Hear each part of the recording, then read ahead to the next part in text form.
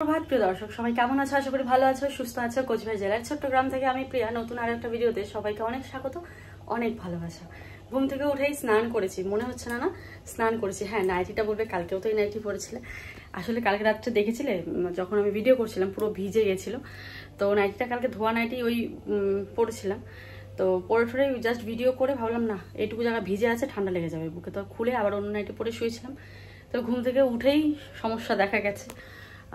সেই আমাদের মাসের মহারানী চলে এসেছে, তো সেই জন্য আমি সকাল সকাল স্নান টান করে, যেহেতু মঙ্গলবার আজকে নিরামিষ, সব ধোয়া মাজা ঘষা করে স্নান করেছি। অনেক সকালে স্নান করেছি আর ব্লগটা অনেক বেলাতে শুরু করলাম, 12:30 বাজে এখন।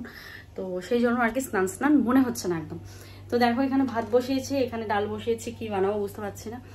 আর আয়ুষের বাবা গেছে সেই যে আমাদের হোলসেলের প্রোডাক্ট সেটা দিয়ে আসতে, সেটা কোন কুরিয়ার থেকে যাবে জানি না। তো একটা দিদিভাই বলেছিল এগুলো সব ফেক। তো যাই হোক, দিদিভাইকে একটা কথাই বলবো, যদি ফেক হতো তাহলে এত লোক কালকে ফোন করতো না, সবাই হোলসেলের জন্য বলতো না। তো আমরা সবাইকে বলে দিয়েছি পুনের থেকে এসে আমরা আবার সেই হোলসেলে তোমাদের যা যা ডিমান্ড সব পূরণ করবো আর কি।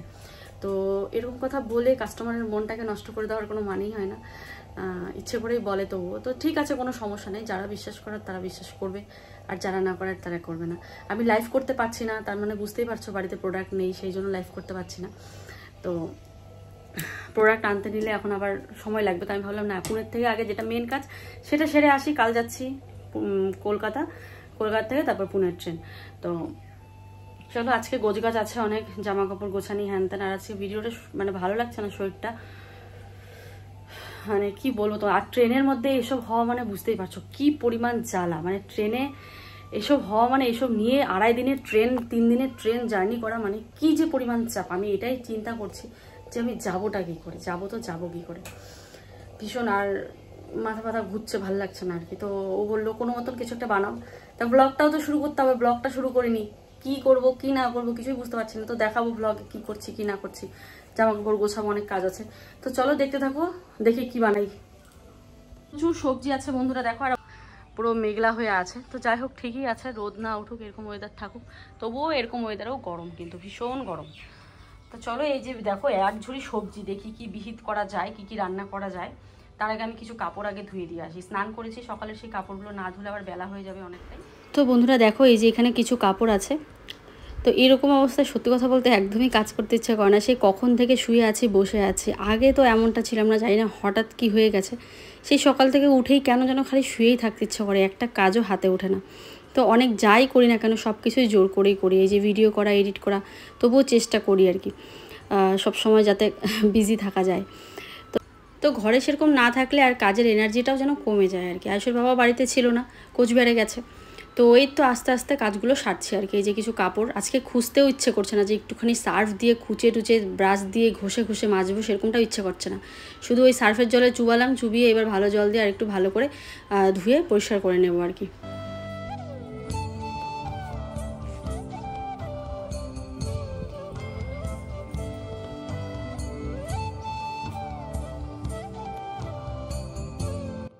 তো কালকের ভিডিওতে অনেকেই বলেছো এই তো আবার একটা ভুল ডিসিশন নিচ্ছে। তারপরে বলেছে যে তোমাদের বাড়ির থেকে কি স্কুল যাওয়া যায় না, ভাড়া থেকেই কি স্কুলে যেতে হবে। আমাদের তো বলি আর কি, অনেকেই তো জানে না। তো আমাদের বাড়িটা হচ্ছে একদমই গ্রামের ভেতরে। যে এখানে যদি ইংলিশ মিডিয়াম কোনো স্কুল থাকতো তাহলে অবশ্যই আমি এখানেই দিতাম, আমি দূরে যেতাম না। হোক না ছোটো মোটো স্কুল ইংলিশ মিডিয়াম হতো, আমি দিতাম। কিন্তু আমাদের এখানে সেরকম কোনো একটা স্কুলও নেই, ইংলিশ মিডিয়াম যে বলি একটা ভালো স্কুলও নেই যে আমি দেব। আর মাথাভাঙা, ফালাকাটা, কোচবিহার, এই তিনটাই আছে আমাদের বাড়ির আশেপাশে শহর বলতে পারো। তো এই তিনটে শহরের মধ্যে আমাদের বাড়িটা একদমই মিডলে। আর সকাল সকাল যেহেতু স্কুলগুলো হবে, তো অত সকালে এত দূরে জার্নি করা সম্ভবই নয়। কারণ কোনোটা 1 ঘন্টার রাস্তা, কোনোটা 45 মিনিট, এরকম করেই আর কি। তো এত দূরে এত মানে কিসে করে জার্নি করবে। আর গাড়িটার কথা বলছো, তো গাড়িটার ব্যাপার তো তোমাদেরকে বলেইছিলাম। যাই হোক, এখন আর বলছি না যত পর্যন্ত না কাজটা হচ্ছে কিছু। তো বলছি আর কি, কোনোভাবেই সম্ভব নয় বাড়ির থেকে দেওয়া। আমাদের বাড়িতে যারা যারা বাচ্চাদের ইংলিশ মিডিয়ামে দিয়েছে, যেমন আমার যা দিয়েছে, আমার আরও এক যা দিয়েছে, মানে ইংলিশ মিডিয়ামে দেয়নি, তারা যে বাচ্চা বড় হওয়ার পর তারা আর কি বাইরে কোচবিহারে পড়ায় আর কি, ওই এক যা আছে। তারপর আমার এক কাকি শাশুড়ি ছিল। তো যারা যারা বাচ্চাদেরকে বাইরে পড়াশোনার ভালো মানে স্কুলে দিতে যাচ্ছে, তারাই কিন্তু একদম কোচবিহারে গিয়েই পড়াশোনা করাচ্ছে আর কি। তো বাড়ির থেকে পড়ানো সম্ভব নয় বলেই সবাই এত দূরে গিয়ে পড়াচ্ছে। তো আমার আরেক যা আছে, এই তো রিসেন্ট আর কি মাধ্যমিক দেওয়ার পর আমার এক ভাইস থেকে মাথা ভাঙাতে দিল, ওরাও ভাড়া থাকবে। তো সবাই ভাড়া থেকেই কিন্তু পড়াচ্ছে, মানে কারণ সম্ভবই নয় আমাদের এখান থেকে বাসে যাওয়া আসা একদম সম্ভব নয়। আর তার মধ্যে যদি গাড়ি থাকতো, স্কুলের গাড়ি যদি আমাদের এখানে দিত তারপরেও কিন্তু সুবিধা হতো, কিন্তু আমাদের এখানে সেরকম কোনো ব্যবস্থাই নেই, সম্ভবই না আমাদের বাড়ির সামনে আসা, এতটাই দূর আমাদের বাড়ি। তো সেই জন্যই কিন্তু সবাই ভাড়া বাড়িতে গিয়েই পড়াশোনা করে। তো যাই হোক, এই ব্যাপারটা আশা করি ক্লিয়ার হয়ে গেছে। তো এবার যারা বলেছিলে ভুল ডিসিশন, তো আমি তাদেরকে একটা কথাই বলতে চাই, জীবনে যদি কোনো ডিসিশন না নিই, চুপচাপ ঘরে বসে থাকি, সে ভুল হোক ঠিক হোক, ভুলটা কখন বুঝবো? করতে করতে ঠেকতে ঠেকতে তবেই না বুঝবো যে আমার কোনটা ভুল ডিসিশন আর কোনটা ঠিক ডিসিশন। এখন যদি আমি কোনো ডিসিশন নাই নিয়ে আমি চুপচাপ ঘরে বসে থাকি যে কি হবে ভবিষ্যতে, এটা হবে ভবিষ্যতে, ওই হবে সেই হবে, এটা ভেবে যদি আমি বাড়িতেই বসে থাকি, তাহলে কোনো কিছু করাই উচিত নয়, তাহলে জীবনে এগিয়ে যেতে পারতাম না। ভাবো তো, যখন আমি ইউটিউবে নতুন আসি, কত মানুষের কত কথা ছিল, ওদের এমন এমন কথাতে না মন ভেঙে যেত যে আমি সত্যি ইউটিউবে এসে এত ভুল করেছি, যে ইউটিউবে মানুষ ভিডিও করে, এই রান্নাবান্না খাওয়া দাওয়াও কি দেখাতে হয়। তো যখন ব্লগিংটা নতুন নতুন শুরু হয়েছিল তখন ভাবতাম যে বাবা, ঘর মোছা, ঘর ঝাড় দেওয়া, এগুলোও কি মানুষ দেখায়? তো আমি দেখালে মানুষ না জানি আমাকে কি ভাববে। তো মানুষ তো ভেবেও ছিল। তো ওদের কথাটা যদি তখন ভাবতাম যে না না বাবা, ইউটিউবে কাজ করাটা ভুল ডিসিশন, এই বলে যদি আমি ইউটিউব না করতাম, তাহলে কি আমি আজকে এগিয়ে যেতে পারতাম বলো তো একবার? যে জীবনের ডিসিশন তো নিতেই হবে, সে ভুল হোক ঠিক হোক, সে তুমি যখন কাজ করতে করতে বুঝবে। সবার ক্ষেত্রে সব ডিসিশন যে ভুল হবে সেটাও তো নয়, তাই না? তো ভুল হোক ঠিক হোক, ডিসিশন তো আমাদের নিতেই হবে কোনো না কোনো, জীবনে এগিয়ে যেতে গেলে, তাই না? তো এই হচ্ছে ব্যাপার। তো যাই হোক, এই একটা কথাই বলবো, জানি না কতটা ভুল কতটা ঠিক ডিসিশন নিয়েছি, তবে কাজ তো করে এগিয়ে যেতে হবে। তো এদিকে আমি গান করছি আর সবজি কাটছিলাম, আর আয়ুষনা বসে বসে আমার সাথে হেল্প করছিল।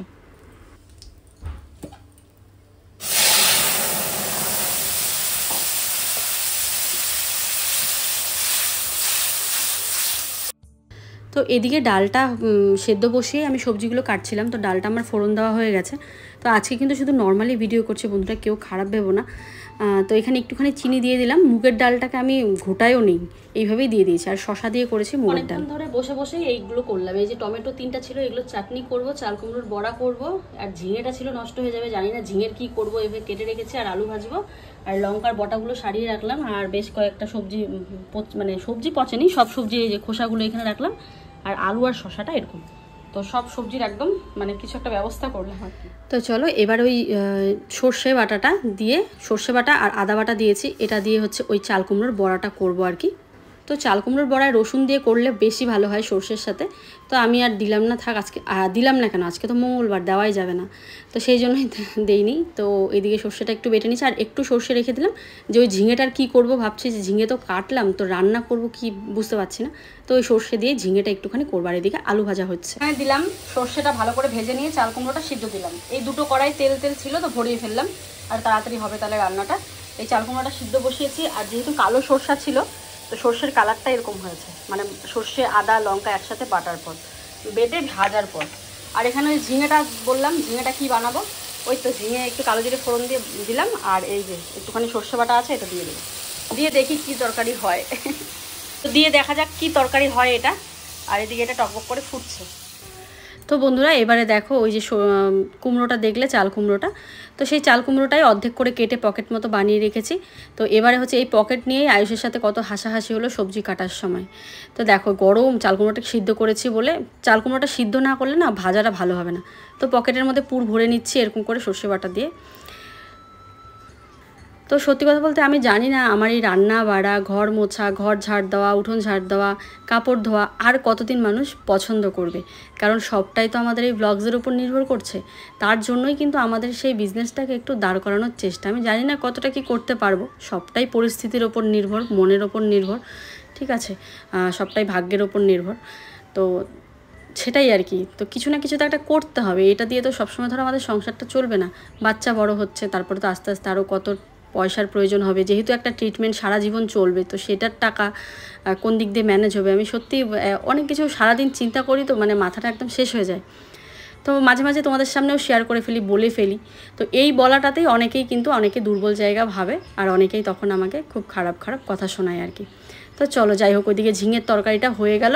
দেখো জীবনে আমাকে এগিয়ে যেতে হবে, যার জীবনে এগোতে গেলে রিস্ক নিতেই হবে, যে কোনো রিস্ক তোমাকে নিতেই হবে, না হলে জীবনে কোনো দিনও এগোনো যাবে না।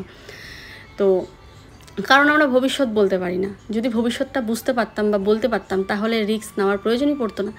তো রিস্ক তো নিতেই হবে, তাই না? আর এদিকে টমেটোর টক করেছিলাম, দেখো টমেটোর টকটাও নামিয়ে নিলাম।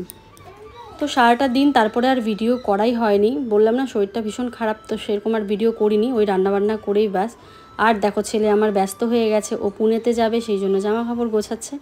তো এই সেই ওর বাবা কী কী এনেছে ওগুলোও দেখাচ্ছি আমি তোমাদেরকে পরে, দাঁড়াও। আর এদিকে ছেলে আমার গোছাচ্ছে আর কি। তো আরেকটা কমেন্টের উত্তর একটু দিই, যে ভিউজের জন্য এসব আর কি করে, ভিউজের জন্য এই বাড়ি ওই বাড়ি, এই ঘর সেই ঘর, এটা বানানো সেটা বানানো। দেখো ভিউজটা না হলে আমাদের ইনকাম হবে কি করে? ভিউজের জন্যই তো চিন্তা করতে হবে। আজকাল একটা ব্যবসা যদি আমি করতে চাই, আমার ব্যবসাটা কী করে উন্নতি হবে সেই চেষ্টাই তো আমরা করবো, তাই না? তো ভিউজের জন্য যদি আমাদের জীবনের নতুনত্ব কিছু দেখিয়ে যদি একটু ভিউজ আসে, সেখান থেকে যেটা আমাদের মেন ইনকাম সেটা যদি হয়, তাহলে ক্ষতি তো কিচ্ছু নেই। তো হ্যাঁ, একটু জীবনে নতুনত্ব আসলে ভিউজ তো অবশ্যই মানুষও দেখতে পছন্দ করে। তো তার জন্য এই নয় যে ভিউজের জন্য বাড়ি ঘর ভাড়া দেখছিলাম বা ঘর দেখছি, তা কিন্তু নয়। তো যাকগে বন্ধুরা, তো চলো। আয়ুষ দেখো কি সুন্দর করে গোছাচ্ছে জামা কাপড়, ও অ্যাডভান্স একদম, ওই ক্রিম ট্রিম কী নিয়েছে আর এদিকে গোছাচ্ছে।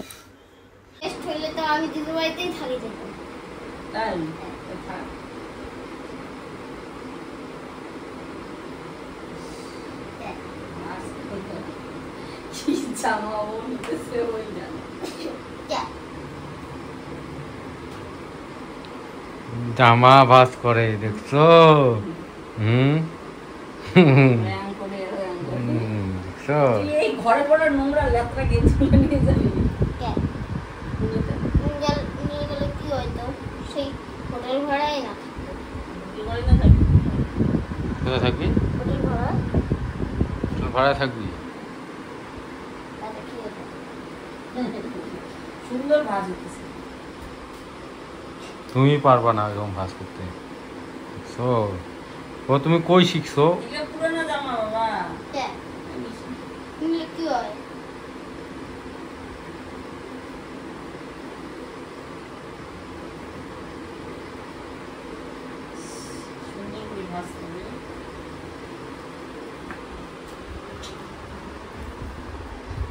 কার টুনটুন টুনটুন জামা এগুলা তোমার? তো সেই ভাষ শিখে গেছে। তুমি কই শিখছো? কে শিখেছি তোমাকে? বাহ বাহ, তোমার মা তোমার হাতে ধরে শিখেছে? না, তাহলে মার কাছে দেখতে দেখতে কি করতে করতে শিখছিস? দেখতে দেখতে শিখছিস? বাহ বাহ, নে থাক, রাখ, ওইটা গোছায় দিব নি।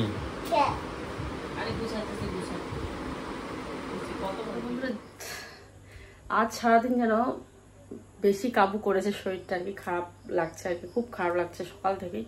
তো তাড়াহুড়ো করে কাজ বাজ করেছি ঠিকই, তো মোটামুটি সব কাজ করে ওই যে দুপুরবেলা শুয়েছি, এই যে একটু আগে বিছানার থেকে উঠলাম। আর চোখ মুখগুলো দেখে বুঝতে পারছো, আর তোমরা তো জানোই পিরিয়ডস হলে একদম পুরো অবস্থা খারাপ হয়ে যায়।